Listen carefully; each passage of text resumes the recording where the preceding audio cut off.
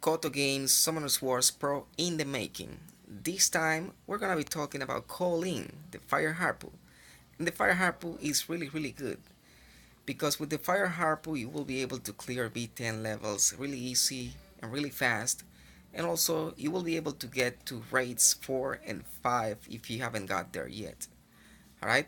So let's go ahead and talk about her skills to make sure that we understand why she is so good. The Fire Harpoon calling with the first skill is going to be decreasing the enemy attack power for 2 turns. And that first skill is going to hit 2 times.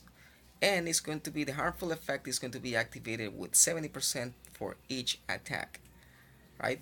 So the second skill is going to be healing blocking the enemy target. And that skill is going to hit between 3 to 4 times. And that's going to be a multi-hit. So she has multi-hit on the first skill and she has multi-hit on the second skill as well. But the third skill is something that is the main reason why she's good.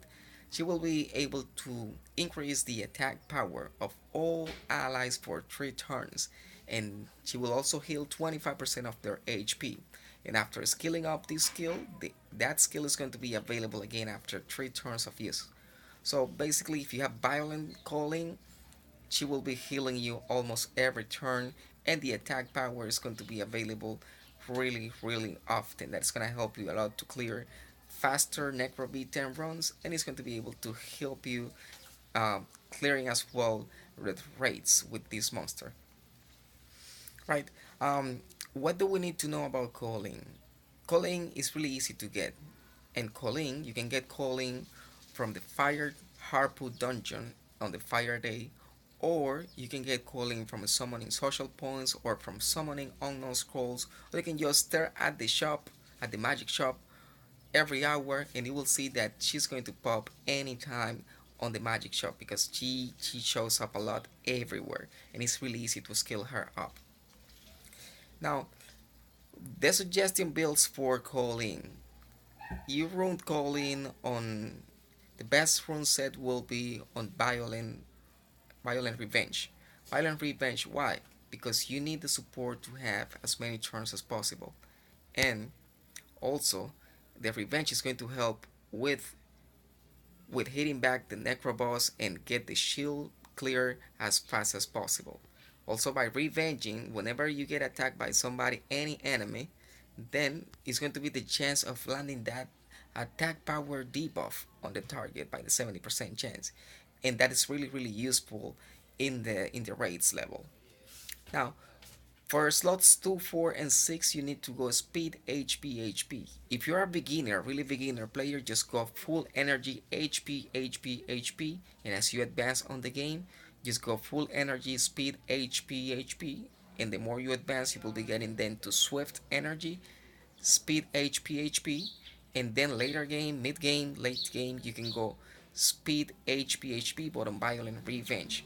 There are some high-end players, high-end arena players, that they will be getting calling on full revenge or broken sets, but they have really overpowered runes. And they just do that because they want to have calling on the front line and they don't want her to take as many turns as possible. But usually you will see those callings that they will be having over 220 speed, and they will be having around 18k additional HP, that will be around 35 HP, and they will be having really high defense. Now, the reason why you don't run calling on speed defense or speed HP defense is because her defense, it have the base defense when she's 6 star is really low. It's 440 something base defense. So if you run her with a defense rune percentage, even if it is a 6 star rune, that's not gonna be giving you the most benefits of her stats. So that's why it's better to run her on speed, HP. Now, when you are on arena or when you are on raids, you need to make sure that you make the synergy between your teams and the ones that are going to be buffing if it is an attack buff. So for arena and for dragons, for example, in this dragon team, you can see that she moves the last, so she's not able to make the buff before the damage dealers will be moving. So for arena, you need to run her faster than your damage dealers, and that's it. And then she's gonna buff, and if she gets a violent proc, she can go ahead and just put the attack debuff on the target. For example, if you build a really tanky Colleen, Colleen can be used to fight against Pernas. Why? Because she's gonna be landing the attack debuff with the first skill, and with the second skill, she's gonna be preventing Perna to heal himself. And if she's really tanky, she's gonna be there, she's gonna buff your attackers, and then you're gonna be able to nuke Perna on the first hit or the second hit as well. But Perna will not be able to grant the damage that he's able to land, and it's really useful again against any other combinations as well. Now after this run, we will be able to see the runes that I have on Colleen, and the Colleen stats that I have right now. They help me get to R5, and I can play R5 with no problem.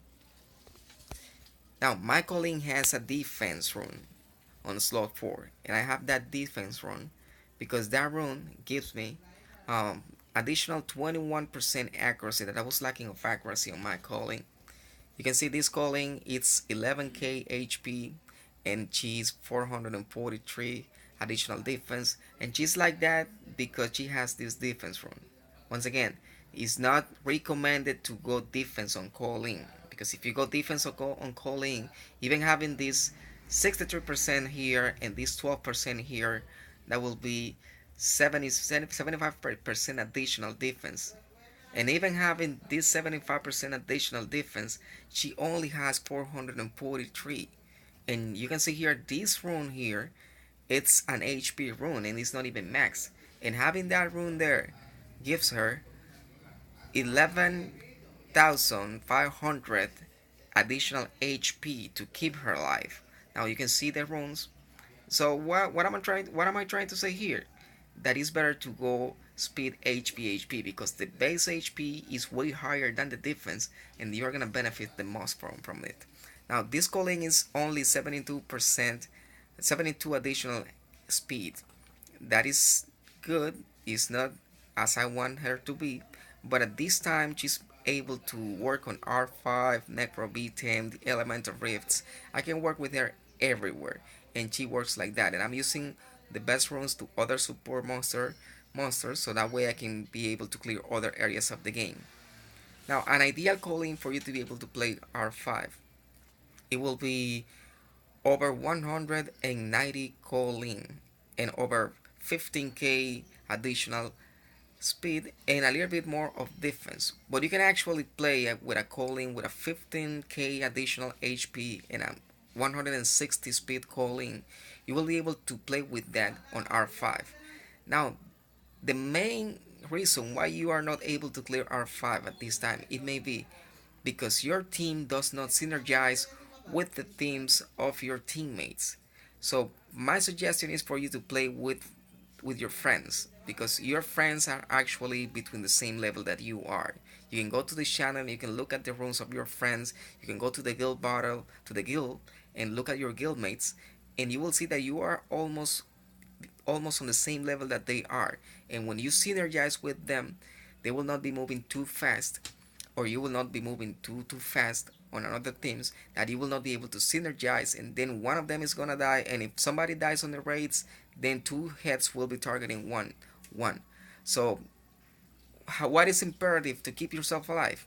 You need to land the attack debuff that is on her first skill, and you need to prevent the monster from healing, because if the monster heals too much, it's going to jump again and again and again. So basically, preventing that Colleen is really good to do that, and you're able to have a solo heal Colleen when you get the best runes for her.